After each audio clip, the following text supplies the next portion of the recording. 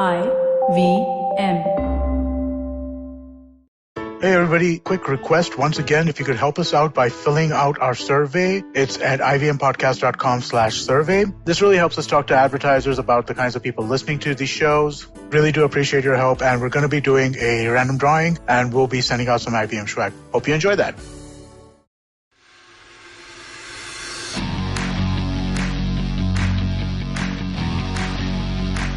Welcome to episode 150 of the Edges and Edges podcast. That's right, you heard me correctly. This week, unfortunately, we have had a disaster in the first test with India and Australia, where the Indian batsmen just edged and edged and edged. We got 36 all out.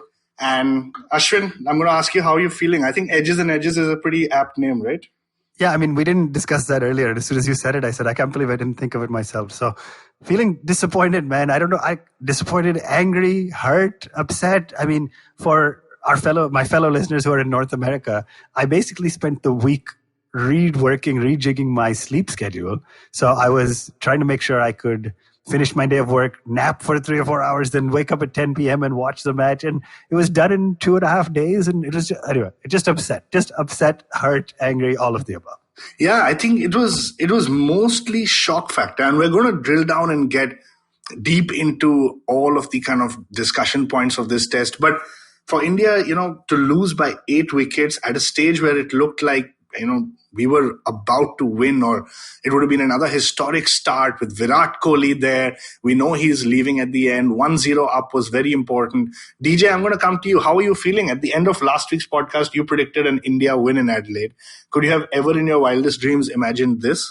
Man, I think Ashwin put it pretty well. I'm pretty disappointed. It's a little bit embarrassing. I work at a firm which is a merger between an English firm and an Australian firm. And as soon as India got bowled out for 36, I started getting emails from my colleagues. My boss emailed me. One of my clients emailed me. And basically they said nothing, but it was just, what am I seeing? It was like, one of the people actually emailed me, just literally the email had a subject line which had 36 question mark. So I think in the 150 episodes we've discussed a lot of issues, a lot of bad performances, but this one it's really one of the lows, right, of the 150 episodes we've done. So it's really quite disappointing, and I don't really know what to say, but I'm sure we'll discuss and deep dive all of that. Yeah, it's interesting. So you guys, it starts at 12 noon for me, and I actually went to play squash at 11:45, especially after the night watchman Bumrah defended so well in the previous innings, that previous night. So I said, I'll play till about 12:15, 12:20. Maximum Bumrah will get out and I'll be home and I can watch Kohli and Pujara bat. And I went in to play squash, came out, I think I saw 13 for 2 or 14 for 2, and then went in to play one more game, came out and I saw 15 for 5. And I couldn't help but think that how far have we deteriorated, where for a year and a half, or maybe 130 out of the 150 episodes, we've been discussing India's problem is 15 for 3. India now had an issue of 15 for 5. And I think we just couldn't believe it. All of us are shocked. We're angry. We're disappointed. We're upset.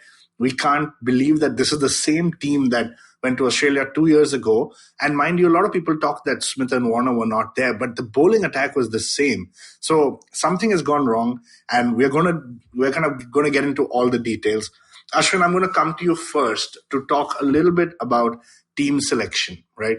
So when we discussed the show last time, we talked about our playing 11s. I had said Shaw and Saha, or Pant and Gill. That is going to be the combination. You wanted Umesh. I think that was the right call. I had said Siraj, but that was wrong. But tell me, what do you think of this team selection where they picked a Shaw and a Saha and left a Pant and a Gill out, or even a Rahul out? Yeah, it's interesting, right? So you could almost argue, and I'm not defending this, let's be clear, I'm not defending, but you could almost argue at the end of day 2, India was in the driver's seat, right? And so until that point, it seemed like, okay, Shaw had gotten out very poorly, almost in the exact same fashion both innings. So Shaw seemed like the wild card, and that everybody's saying, I told you so, he should never have played, all that stuff. I think the rest of the team, hey, at the end of day 2 in Australia in the first test match, to be dominating, you would take that in a heartbeat, right? To be what would effectively 62 for 1, right? So to your question on team selection, I think in hindsight, absolutely Shaw was the wrong call. The more, we're not an overly technical cricket podcast. None of us are technicians, etc. We're just big fans of the game. But the more you watch Shaw, the more you realize, okay, he's got a ridiculously high back lift. And then he just seems like he's trying to punch every single ball. And maybe that works in India. Maybe it works in Mumbai. It just doesn't work in Australia. And it didn't, obviously. And it just looked awful when he got out both times. So in hindsight, I think obviously the wrong call to pick Shaw. I don't blame Shaw. Let's be honest. He's been in bad form. He has technical flaws. I blame the management. I blame the captain to an extent. I just think he's obviously not mentally or technically in the place where he should have been selected. As for Saha, I think that's a debate, on the Rishabh Pant show we have all the time. We could keep having. Again, I think on paper, the pick made sense. He looked okay in the practice matches. He, can be a useful number 7, but obviously didn't come good again. So let's see where we go from here. Yeah, I mean, in hindsight, when you're 36 all out, I don't think it mattered who would have been picked. But I think that Shaw dismissal on the second ball of the test match of the first kind of series opener in Australia, I just hope that doesn't set the momentum or the tone for the rest of the tour. DJ, you were quite vocal about Shaw playing as the incumbent. For me and Ashwin, or at least me specifically, it felt wrong. It felt more like we were saying, no, we should give him a chance because he was here first. And I think you stuck by it. And I also want to say you're not the only one who felt that way. There are a lot of people I spoke to who felt that he was the incumbent and he deserved to play. But where does India go from here with Prithvi Shaw? I mean, it was a disaster of a start for him. Yeah, I mean, absolutely right. It was a huge call that, I totally saw both sides of the argument. You should bring Shubman Gill in. He looks more an organized player. But what message are you sending to the incumbent? And that's what we were discussing, right, at length at the last episode. India went with that call, but boss, it's like you're watching the second ball of a test series in Australia. Ricky Ponting is on commentary and he says that he has a huge problem to the incoming ball, and literally seconds later, Stark goes through him. And you're like, okay, Ricky, what have you done with this guy at the Delhi Capitals, right? Like, shouldn't you have sorted this stuff out? It's almost like you got an Australian mole, right, sitting in the Delhi Capitals dugout, and no one has managed to sort it out. We've read about Shastri talking to Prithvi Shaw in the nets, and it's so horrendous. It's like every schoolboy all over India knows exactly how to get Prithvi Shaw out. It's so sad that this talent, this generational talent almost that was seen from since he's been 11 years old, deteriorate in this way. Maybe he's been pushed into the international level too early. Maybe he hasn't got any batting support, but he was doing really well under Rahul Dravid and stuff. So it's really sad to see talent like him and Rishabh Pant being handled in this manner, going down the drain. And his question the question is, what do we do in the second test match? Because the same question remains. And there was a big argument about Prithvi Shaw being, oh man, at the end of the second day, he was like definitely going to not play the next test, but it turned out that a lot of people, he ended up being the third highest scorer for India, right, in that disaster of a second inning. So I don't know what we're going to do. There will be changes. I don't know whether he'll be swapped out or somebody else is going to pay the price for that horrendous batting performance. But yes, definitely technical issues on Shaw, and Australia is not the best place to be sorting it out against that attack. Absolutely. I think that's a fair statement. So we are going to get into what happens in the next test. But before that, I do want to run through a little bit of what happened in the match. So we all know the score, how the game ended, finished in 2.5 days or even less. But India, I would say, after that rocky start, Prithvi Shaw out for 0 on the second ball, I think India kind of steadied the ship a little bit. Remember, this is new for us, a day-night test, a pink ball test. And so a lot of us were unsure as to what is a good total. I think the consensus is that India need to get 300 plus. There were lots of people on commentary saying that even 250 is not bad. There were previous test matches that I checked out of the pink ball test where I saw Warner hit crazy amount of runs and Australia get to 500 plus. So we really had no idea what was a good total on this pitch. Virat Kohli won the toss, went into bat, seemed like the smart thing to do. At that point, a lot of us were jumping up and down saying, we get a crack on or at the Australian batting in the fourth innings when we are on day 4 in that twilight zone in the night time, and day 5, right? But I mean, we all know what happened. But Ashwin, let me ask you a little bit about Indian batting. So Mayank Agarwal looked like he fought out there. I think the biggest difference was he tried to apply himself. He got to 17 of 40. Pujara then came in, stuck around, strike rate of just about 25. He did what the doctor ordered, and that's what frustrates Australia. Kohli 74, Rahane 42. So tell me, do you think the Indian batting lineup did well to get that 244? In hindsight, given the quality of the pitch, I think we did pretty well, right? There's a few things that should have been better, no question. Obviously, we talked about Shaw. Mayank, I want to give Mayank the benefit of the doubt because it almost feels like in both innings, he got just fantastic deliveries. And again, at this level, you need to know how to negotiate them, but he got fantastic balls in both innings, right? Pujara, none of us should ever, we've said this before once actually, but nobody should ever question a guy batting at 20-25 strike rate if the entire team got to 36 all out. Yes, he made a duck in the second innings, but man, when he is grinding out there, getting Hazelwood and Cummins and Stark visibly frustrated because he's just grinding, no Indian fan should ever get annoyed at that again. I'm just putting that out there. Honestly, it's probably the where we left, let's call it 30 to 50 runs on the table, maybe more, is the incredible Rahane getting Kohli run out, right? Rahane, obviously, when Kohli's at the crease, two things. One, he's pushing his partner to take singles and show quote-unquote intent, which he's talked about a lot, even after the test. And the second is, when you call Kohli for a run and it's the batsman's call and he's on the non-striker's end, when you call him, he's going to go.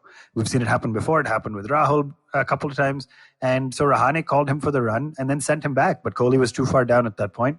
I don't blame Rahane for not sacrificing himself because it just happened so quickly. So I think had he had even a half second more to think about it, he may have sacrificed himself with Kohli being on 74 and looking magnificent. But yeah, I mean, it looked like maybe the only way Kohli was going to get out. He looked in magnificent touch. So disappointing to see him end 2020 without a single international century. Let's think about that for a second. Yeah, we lost a lot of months of cricket, but not a single international century for Kohli. And very sad that it happened because of a run out. Yeah, and that's an interesting point. I read today that I think since 2008, there hasn't been a calendar year where Kohli hasn't scored a century. So 2020 is truly messing with everyone's life, including Virat Kohli on the field. DJ, I want you to just talk us through your view of that run out that Rahane and Kohli, because, in the show notes, you've written Rahane's moment of madness, and it almost feels like that. The captain gets only one game, the stature of Virat Kohli, he runs him out, and then post that, the team just kind of crumbles, right? Vihari 16, Saha 9, Umesh 4, Umesh 6, Bumrah 4, Shami 0. So the reality is that India really doesn't have a tail, does it? No, man. And I mean, the importance of Kohli can't be overstated. And he looked like he was in there for the fight. It was quite a dodgy pitch. I mean, we must remember that it wasn't easy for anyone to bat on it. So for Kohli to get to 74, he got hit on the gloves, the ball ballooned up. There were some plays and misses, but he looked like he was really in control. He looked like he'd put away his ego. He looked like he was in that zone that he was in Edgbaston, remember, when he scored that 149 magnificent innings against England to prove a point. And that's what the great players do. They put away their ego. They grind it out for the team. And Kohli had just about looked like he was about to open up, right? He'd hit one lovely cover drive through the covers of Lion. And then Ashwin talked about it. It's that intent and that run, and it's madness. Just because you have sacrificed an incredible player over that one run, over misjudgment, and you can't blame Rahane. It was unlucky, but Kohli put his head down and went. He trusted Rahane's call and paid the price for it, unfortunately. And the rest of the team kind of just were blown away, as you said. The tail has failed to wag for years, unlike the opposition. So very. It changed the complexion of the game completely. From 189 for 3, we slipped to 235 for 7, and then we were bowled out for 244. So, game-changing moment, right? And a misjudgment by the Indian batsman. Absolutely. I think it was disappointing. If India had got to 300, somehow it would have been great. But on that last session, they just kind of crumbled. So we moved to Australia's first innings, 191 for 10. I think there was almost 5-7 overs that they hadn't scored a run, if I'm not mistaken, or maybe I'm exaggerating a little bit, but it started off extremely slowly. Matthew Wade, strike rate of 15, Burns, strike rate of 19. These guys were even slower than Pujara. And then you had kind of Bumrah breakthrough. nobody really stood out. Labuschagne had 47. Steve Smith was out early. That was great. For me, I think Tim Paine, this is probably one of his best knocks that I've seen. He stuck in there and got Australia to a respectable total, 191. But Ashwin and DJ, I'm going to just ask you guys both, right? Ashwin, first to you.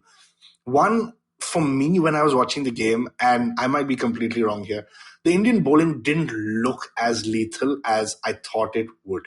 And I don't know if you had the same read on that. And so that's the first question I want to ask you guys. And the second is, what about all those dropped catches, which I think Shaw again set the tone for. But on a serious note, there were, I think, every player in the team dropped a catch. Ashwin, I want to ask your thoughts. Yeah, I mean, it's very interesting, right? So on the first one, I think Bumrah looked good. Okay, I think there's a couple of things. One, I've talked about how I'm a fan of Umesh, but Umesh is a good third seamer. He's not one of your top two bowlers in India. And that's fine, right? You can't have the top two bowlers all the time. I mean, with Stark Cummins, Hazelwood, you do see some ego battles as to who opens and who gets the new ball, etc., versus first change and things like that. So for me, Umesh is great when Bumrah and Shami are both firing, or Bhuvi, etc., or Ishant, of course, as your third seamer if you play four. Bumrah looked good, I think. Shami, unfortunately, Shami is the second innings bowler, right? He's what do we call him second innings Shami, and he didn't get to bowl in the second innings, which we'll talk about. So, yeah, I think India looked a little less lethal than India's quicks, let's say, looked a little less lethal than the Australia quicks. And I think honestly, if you look at it, they did some great analysis both during the live coverage, but even after. We were just bowling a little bit shorter. And that works in England, that works in New Zealand even sometimes. But in these Australian conditions, what the Aussie quicks did so well, especially in the second innings, was just pitch it up a little bit fuller, 6 to 12 inches fuller, and made the batsman play at it. And it felt early on in the Australian innings that the Indian quicks didn't do that quite enough. Bumrah obviously ended up getting the openers. Magnificent to see Ashwin. Ashwin to Steve Smith was just phenomenal. So I was really glad to see that. And then obviously Ashwin ended up with 3 wickets. But yeah, and then you talked about Tim Paine's innings. So I'll pause on the question for catches. But on the bowlers, I think India looked good, just didn't look as great as I think this bowling lineup can be. Yeah, and it's almost like, our generation now that has been watching cricket for the last few years, it's almost like watching India bowl is more exciting than watching India bat overseas. DJ, how good was Ashwin bowling and how bad was India on those catches?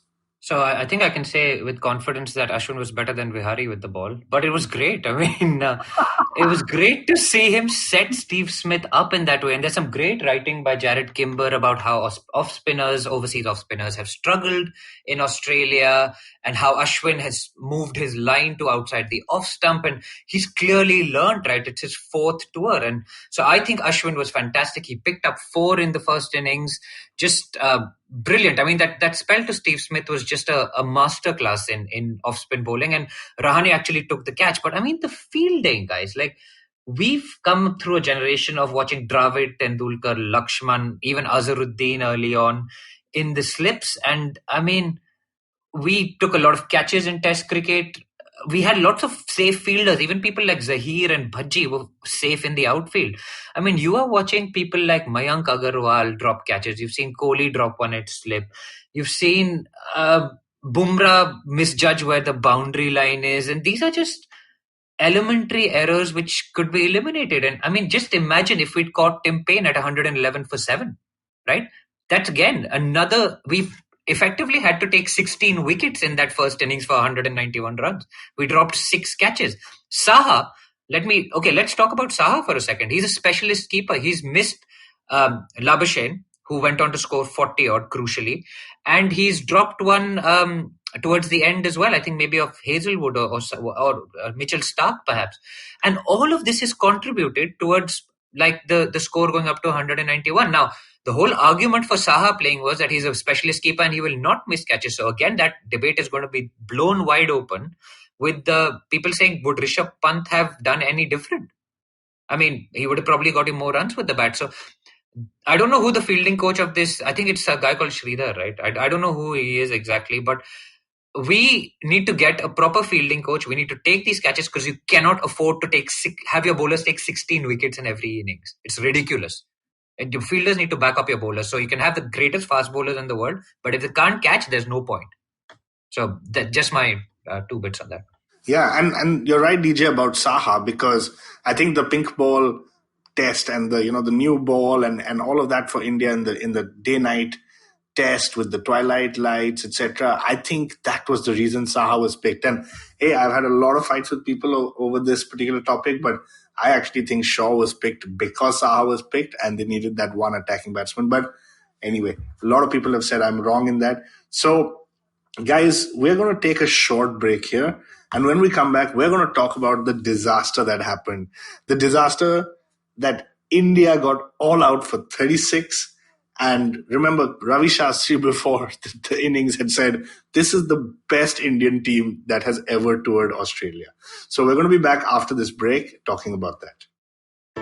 Hello, everybody. Welcome to another week on the IVM Podcast Network. If you're not following us on social media, please do. We're IVM Podcast on Twitter, Facebook, and Instagram. Once again, just a quick reminder, please do help us out by filling out our survey. It's at ivmpodcast.com/survey. It really does help us figure out who's listening and, what are the characteristics that we can go and push to advertisers. That is massively helpful to us. Please, please, please do help out with that. So, on the network this week, let me start with a quick milestone. It's the 100th episode of Begin the Journey with Ashish Vidyarthi. Congratulations to Ashish and the team. Great show. If you're not listening to it, he talks to you about just how to approach life. It's just very, very cool stuff. Do check this out. Want to mention the note with Maruk Inayat. She talks about why petrol prices are so high. On the Wired Talk, Siddharth speaks with Harsh Mandar. On Advertising is Dead, Varun speaks to Kabir Biswas, the founder of Dunzo. They have a really interesting conversation about, what's the future of Dunzo and what they're thinking about. On the Traveling Professor's Diaries, check out Siddharth talk about the performance paradox. I found it really fascinating and interesting. I think that you guys will really get something out of listening to that. Please do give that a listen.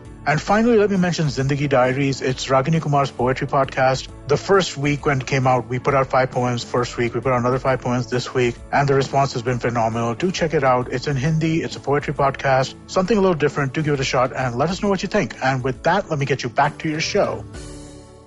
Welcome back from the break. Now, guys, the disappointing stuff, the stuff which any of us will still find hard to believe. It's taking time to process. It's taking time to get over. I sometimes I think, today when I woke up on Sunday, I thought the match is going to start and I had to take some time to know that India actually lost this game. 36 for 9, essentially 36 all out. No batsman made it to double figures. The scorecard almost read like an Indian telephone number. And we had Virender Sehwag tweeting saying that these 10 digits are the OTP code that I never want to, input again. It all kind of went wrong from India right from the start. I think nobody really fought it out. Ashwin, I'm going to come to you and tell us what happened. I know there's a lot of talk around the Aussie bowlers changing their length and line just a little bit. But I refuse to believe that a team with the caliber of players that India has, even if you lose 3 wickets, you're not able to adjust fast enough. So it's weird because when the innings happened and all the news happened and the trolls on Twitter, etc., everybody's been talking about, okay, or we've been talking about, okay, it'll be good to get together, record this podcast, talk about what happened, dive deep. And as soon as you asked me that question, I feel like I kind of froze up all over again. I almost don't know how to answer it, right? I don't know how to say, how do you justify a team getting 36 all out, the lowest test score by a team in 65 years, India's lowest ever, beating a 42 from a few years prior. And at one point, everybody was just saying, come on, guys, make 7 more runs so we don't set this new record. But honestly, 36 or 43 is really not that different, right? So I almost don't even know how to answer your question. It was just a horrendous outing with the bat. Aside from the great bowling, let's give them credit where it's due. The bowling was great. You said that already. Aside from that, to be honest, it just felt like you're going to hate me for saying this word, but the intent wasn't there. And it did look like they were saying, okay, on a day 3 pitch, you got a little bit of a lead. We just need to get 150 to 200 to be in the fight. Let's block it out, defend it, play for a long time. And what should have been the lesson from Tim Paine's innings the night before, and ended up being the lesson from Australia's second innings chase is, the only way to actually win this match or to get some runs is to be a little more aggressive. So actually, Virat Kohli is the one guy who I don't fault for his wicket because he went for it a little. He went for a drive, streakily got 4 runs through third man area and then did the same thing and got caught at gully. But yeah, I don't know how to answer your question beyond that. It was just a bad day out and it just looked like they tried to block and couldn't do it. Yeah, so DJ, in 2019, in the semi-finals against New Zealand, Kohli came out and said, we had 30 minutes of bad cricket and that ruined the entire year for us. In 2020, Kohli has come out and said, we had 1 hour of bad cricket and that's ruined it for us. Honestly, is this acceptable? Like, India plays decent cricket year round. They haven't won a trophy, an ICC trophy. They're playing tests overseas. Their record hasn't been great. And now, I mean, to get 36 all out, do you accept this as an Indian cricket fan? It's really hard to swallow, man. I know you mentioned the 2019 World Cup, and I think the last time I felt so low was after we got knocked out, right? But even there, we put up a fight. It wasn't like we completely just gave up the ghost. And there's so many things to talk about. We've grown up through the 90s, right? And we've seen this happen. We've seen it happen to us in South Africa in 96. The 66 all out and the 100 all out at Durban still haunts me to today. We've seen it happen in the West Indies, 81 all out in one of the test matches where we're chasing 121. In fact, I think there's a podcast. Chasing 120, yeah. Yeah. And there's a podcast called 81 All Out. So those guys probably need to change their name now to 36 All Out since this is the new low, right? But they actually have, for the record, I don't know if they've changed their name. They've actually changed their Twitter handle to 36 All Out. So it is pretty disappointing, but funny at the same time. That's great. I mean, so I'm sitting here with my head in my hands a little bit, man. You've just woken up all of these emotions again. As Indian cricket fans, we're so invested in this. We've gone through the 90s. We've seen our team being bowled out, caught in the gully, bounced out, edged out. And I mean, edges and sledges has kind of come out of that, right? Like those edges that we're fending the ball off our bodies. And I know, Varun, you do that shadow practice moment, right? Where you're edging the ball to gully instead of hitting it for four. And it's brought back all those horrendous memories, which, I mean, frankly, we have to give a lot of credit to the Australian bowlers. And there's a great Sid Monga article about this. And it actually says that it takes about 100 balls of a team not being in control of their batting. So the batting shots not being within the control zone to get bowled out. India only had 32 balls which they were not in control of. So it was exceptional bowling. The ball was moving less, hence it was taking more edges. We were not missing it. It was taking more edges. And it was almost irresistible that I think Monga calls it the perfect storm of the Indian batsman getting caught in that. There are technical deficiencies. I know we've talked about Shaw. What about Mayank? His backlift, I don't know whether it's something that he's done with the IPL, but his backlift has seemed to get higher and higher. And again, we're getting beaten by pace and we're getting bowled. We can't have opening batsmen getting bowled, right? So it's a lot of things that have come together. The other point, and I was speaking to a friend yesterday about this, all the top teams today can get bowled out for these shocking numbers. We've seen England get bowled out for 60 and 67 recently. We've seen Australia get bowled out for 67, where Stuart Broad took those 8 for 15. We've seen Australia get bowled out for 47, I think, in Cape Town. So Test cricket is no longer, these low scores are no longer the exception. They are almost becoming the norm. And it's the worrying thing that it's the top teams. Okay, yes, it's embarrassing for us as Indian cricket fans, such a big team. We haven't even seen the West Indies get bowled out for less than this, right, recently. And we were talking about them not being in great form, but even they've managed to stick it out somehow. So a lot of emotions, man, today. It's a lot of emotions. But I think the overarching thing I'm taking away is that shoe could be on the other foot very quickly. We could see a Boxing Day test match where Australia is bowled out for 50. So I think it's just test cricket these days, man. I think it's kind of you. It's kind of you to say that, DJ, but I think it's unacceptable. This kind of a performance. I mean, for our listeners, for the fans watching the game, I do urge everyone to kind of take DJ's view a little bit and not jump to conclusions and say this is the worst team and all. But I mean, I have to say it's unacceptable. Like again, I come back to my first point. If a Mayank Agarwal and a Pujara have got dismissed, there's no reason for Rahane, Kohli, Hanuma Vihari to not be able to adapt to that length. And I just feel that what's happening is like two quick points from my side. One is India seems to crumble far more often than other teams. It could be across formats. My memory doesn't serve me that well for tests, but India seems to crumble far more often, and it's an absolute shit show when they do. And the other thing is that, yes, we've seen India lose to Australia, to England, to New Zealand, South Africa in the past. But, we had that lineup of Sachin, Sehwag, Dravid, VVS, Ganguly. That was our test kind of lineup. And somewhere, somebody always stood up, right? So you're not saying that in every test match, India has done wonderful, every batsman has scored 100, but somebody took the kind of accountability upon themselves and stood up and did something. And I think it was just extremely disappointing to me. I just can't believe India did this. And anyway, I mean, this is a rant that we could go on to for a while. DJ, I want to come to you. Anything you want to say? Yeah, so I think you're right. It's absolutely embarrassing for Indian fans, and the rest of the world has really enjoyed India completely crumble that way, right? Because, I mean, Indian fans on Twitter are... Especially Australian commentators, and everyone's having a field day. DJ, you said people emailed you. I got messages from colleagues who I last spoke to about cricket in 2008 asking what the hell happened. So everyone's enjoying it. Sorry for cutting you off, but I just wanted to say that.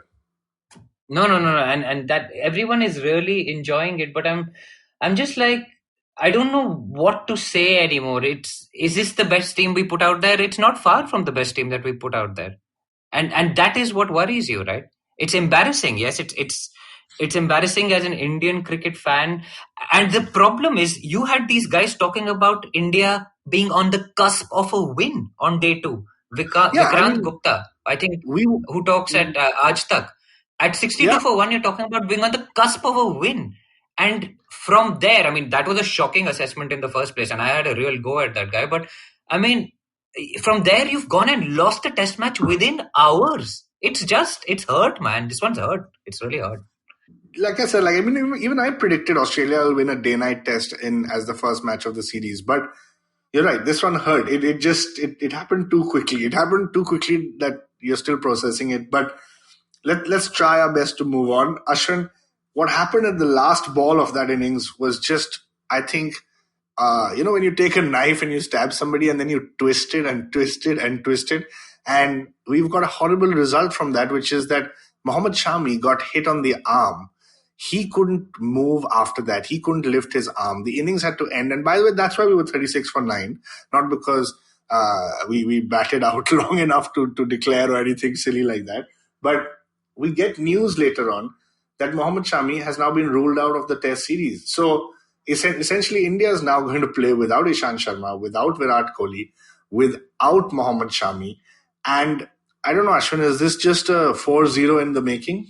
Yeah, I mean, first on Shami, I was joking with Andrew Mengsel, who goes by Menners, who runs the Cricket Unfiltered podcast. We've had him on this show before. But hey, technically, Australia didn't get 10 wickets in the second innings, right? We were 36 for 9. We are not 36 all out. It's not like 81 all out. There's some technicalities there where is he retired out or is he just retired hurt? But I think the record books will forever say 36 for 9, right?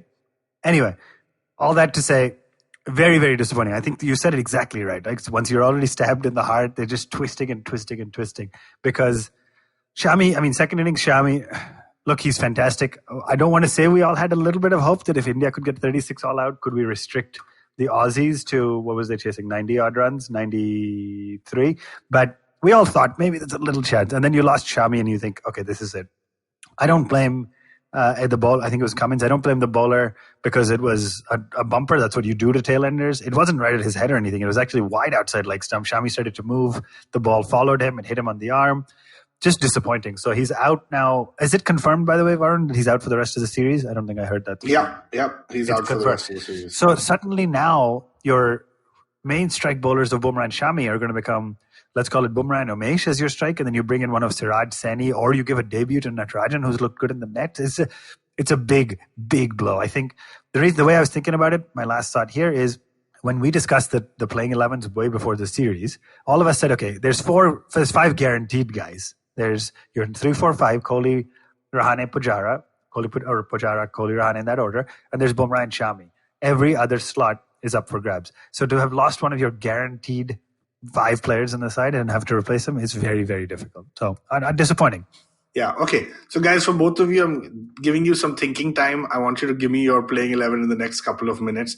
DJ, I'm going to ask you, firstly, anything you want to add on Shami? Secondly, I'm going to say Virat Kohli has left. So now, what does Ajinkya Rahane have to do? What does he tell the team? What mindset does he go in with? Does he sit and have a chat with Kohli? Does he sit and have a drink with Kohli? I'm sorry, not Kohli, with Shastri, and discuss the team plans?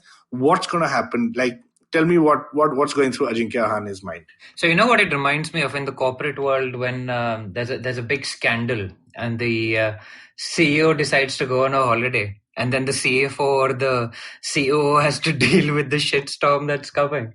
That sounds like what poor Ajinkya Rahane has to do. Of course, Kohli, we knew that this is going to happen, right? So no one's blaming Kohli. He was clearly up for it. India knew that he's going to leave, so no problem. But he would have hoped to leave India in a better place, right, with a 1-0 lead. Rahane, it does sound like the guy who's going to be sitting there and killing beers with Shastri. I think it's not a bad thing, actually, that India is going to be bringing a fresh perspective from the captaincy perspective. Rahane is a calm customer, a canny customer. And captaincy will bring out the best in the guy, I think, almost in some way. So I think it's not a bad thing for a sort of fresh start, kind of putting the disaster at Adelaide away, 36 for 9 or 36 all out, whatever you want to call it, from a cusp of a win. And he needs to take some hard selection calls again, because he is not Virat Kohli. Kohli would have had to take those calls after being part of that horrendous loss in Adelaide. Rahane can just say, this is how I want to do things. And if he wants to drop Shaw and bring Gill in, that's his call. And if he wants to play Pant instead of Saha, that's his call. Whereas Kohli would have had to reverse his decisions, right, from the last game. So again, I don't think it's a bad thing. It's almost like a fresh start. So let's call Rahane the CEO of the Indian cricket team, who's basically being put forward to face the music now. Good. That's a pretty good assessment, DJ. So, I think the one big positive for me with Rahane is that hopefully in the 3 test matches, maybe we see India with a little bit of a different perspective, because the guys who have got Rahane's ear are Pujara and Ashwin. And I think these are smart guys. They're aggressive in their own form. They don't need to be yelling abuses on the field for them to be termed as aggressive. I think between Pujara, Ashwin and Rahane, they're going to have a nice kind of collective mindset as to how to approach the game, how to approach test cricket. The 3 of them are test cricket specialists. So I am really looking forward to seeing how Pujara and Ashwin help Rahane through this journey. It's what you call this leadership group, if for lack of a better term. I have a feeling that is going to emerge, and we may see some interesting tactical calls that you wouldn't see with Kohli, because he has just got a different style of playing. So I'm really looking forward to that. It'll be interesting to see what Rahane does. Guys, so we've got a couple of minutes left. Ashwin, I'm going to ask you, what changes now do you make for the Boxing Day test? Yeah, really difficult, right? So a couple of forced changes. Kohli's going to be out at 4. It's a very difficult choice. I think I bring in KL Rahul actually to play at 4. So I've been flip-flopping a lot about, do you drop Gill to bat at number 4? A young guy will bat wherever he's given a chance. I think I bring Rahul in to play at 4. I think I drop Shaw, which sounds tough to say because you want to give him 2 matches, but it was just so technically bad. I drop Shaw. I bring in Shubman Gill as the opener. So I'm persisting with Mayank. So your team then looks like Gill, Mayank, Pujara, Rahul at 4, Rahane at 5, stays at 5. Vihari stays at 6. He keeps his spot for me. I bring in Rishabh Pant at 7 instead of Saha. Then I'm sticking with Bumrah, of course, sticking with Umesh, sticking with Ashwin. And then you got to bring in one more quick. And here is where it gets interesting. I think to just echo the logic you had last week, I'm going with Mohammad Siraj for that one. So that's my 11. I guess that means 4 changes, which is bizarre. You never want that. 2 forced changes by people not being there. Available, Shaw obviously leaving. And then Saha swapped for Pant. So there's 4 changes. Don't love it, but I think now's the time to make some change. Yeah, so I think after 36 for 9 or 36, I'm going to sort of call it 36 all out. This is terrible. Like, we can't say 36 for 9. We got 36 that's all our out. only defense, right? That's a Virender Sehwag defense. Like, hey, Australia couldn't take 20 wickets. Yeah, that's just terrible. Like, we were 36 all out. Shami hasn't scored a run since 2012, I think. So we were definitely 36 all out. No, can I also say that Cricinfo says that it's 36 all out, so there's no doubt about it anymore. I think we were trying to create some doubt, but Cricinfo does say that it's 36 all out because he's retired not out, whatever that means. Retired hurt or retired not out, I don't know. But it says 36 all out. It doesn't say 36 for 9 anymore. So tough times, man. Tough times that we have to seek these legal distinctions in this sort of stuff. Yeah, so Ashwin said 4 changes. I was just basically saying I agree with all 4 changes. That would have been my exact team. Ashwin, I'm going to ask you one question before we go to DJ's 11 for the next game. A lot of people have been talking about bringing Jadeja in, because you're probably going to be weaker with that one bowler. And there is a chance that India may need that spin at Sydney, at Melbourne. So what do you think about Jadeja coming into the team instead of a Rahul or a Gill and pushing the batting order up a little bit? Because Jadeja, frankly, could have scored as many runs as a Vihari or a Saha or Prithvi Shaw or Mayank Agarwal. So a lot of people have been asking me that. I just wanted to get your perspective. Yeah, and let's be clear, I'm a fan of Jadeja. I think he's a fantastic limited overs cricketer, and I think he's an excellent test bowler. I don't think he can replace a Vihari. Let's say that. So start there for number 6. I think that number 6 slot in a test, DJ has said this before, number 6 slot in a test 11 is so important. And obviously Vihari didn't do great either innings, but I want to back him. I think his technique looks solid, his temperament looks solid. So it gets tricky because to me, Jadeja can only potentially come in to replace Ashwin, and Ashwin's done nothing wrong. So tough spot for me. Is he 100% confirmed he's available for the second test? I think the news there is still 50-50, right? I'm not sure about that. But yeah, I mean, I think the thinking is Vihari would still play. It's just that Rishabh Pant plays 6, Jadeja at 7 then. And you push Rahul, you basically make Rahul or Gill open. But anyway, let's not get into too much of that technicality now. DJ, I'm going to ask you, what's your playing 11 for the next test? So, of course, we put out a poll about whether Shaw should play the next test immediately after he got out. And 70% said no and 30% said yes. So I suspect, given the manner in which he's got out, I think he will have to go. I think Gill comes in at the top of the order for him because he opens the batting at the Punjab level. He obviously does it in the IPL, which is a total different kettle of fish. And he's done it in the tour game. So I think Gill replaces Shaw. I think Rahul replaces Kohli at 4 because Rahul will be suited to bat there. So I like that. For me, if Jadeja is fit, I would actually play him instead of Shami. And we play 2 spinners on the flat MCG deck. Jadeja can keep it tight and he can add that little bit of batting. So rather than bring a Siraj in, or a Saini in, I would actually rather bring in a Jadeja, an experienced person who can bat as well, right? So that would be my change to the bowling. So 2 spinners, 2 quicks and Vihari. And then so DJ, for me... that's 3 spinners. That's 3 high-quality spinners and 2 quicks, right? Exactly. 2 high-quality off spinners and 1 left-arm finger spinner, right? But in all seriousness, I think Pant needs to come into this team. As you said, he scored over 25 in every innings last time round, scored over 350 runs in Australia, including that cracking innings at the SCG.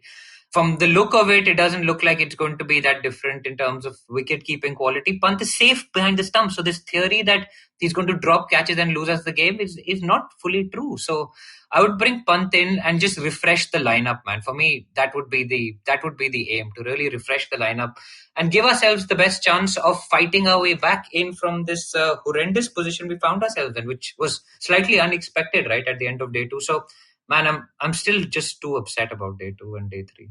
It's just so sad. Okay, so there you have it, guys. I think we are all still struggling and recovering from what we saw this weekend in the first test. I think it's interesting. A lot of hopes on Gill, Rahul and Pant. Gill and Pant still got some time in the warm-up test. Rahul has not played either of the 2 warm-up games nor the first test, but he's had a great last 1.5 years. So it's going to be a very interesting 11 that India decides to put up. It's the Boxing Day test at MCG. So, guys, we will be back next week with the analysis on the first 2 or 3 days. And DJ, I'm going to, given it's the 150th episode, I'm just going to hand it over to you for the contest that we ran. Yeah, guys.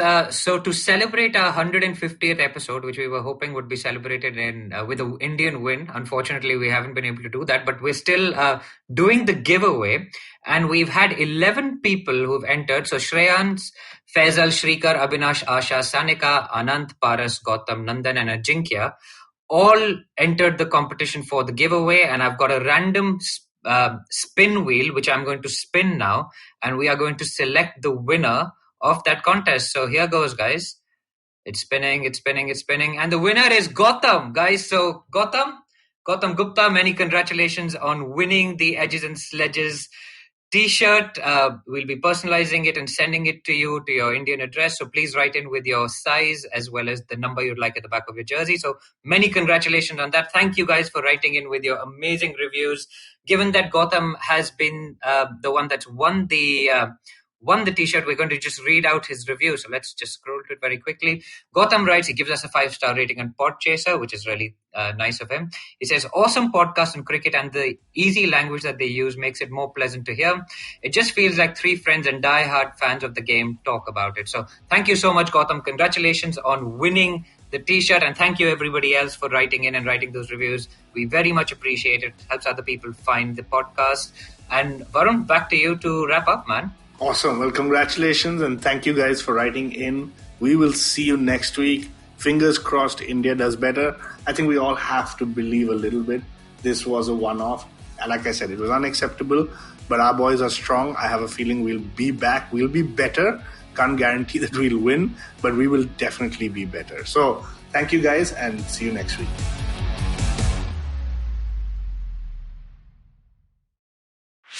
Whether you're an established sports person or a budding one, or simply a sports enthusiast, join us, Tanvi and Shlok. We are two passionate pro badminton players talking policy, mindset and everything sport. So tune in to the Millennial Athlete every Monday. Only on the IVM Podcast Network. Trust us, it's gonna be lit. What are some of the radical changes that are now shaping our workspace? With physical distancing and heightened safety protocols being the norm, will technology finally make its large-scale entry to the workspace? Will design as we know it change for the long term? Is it possible for the Indian commercial real estate space to adopt a 360-degree approach to sustainability?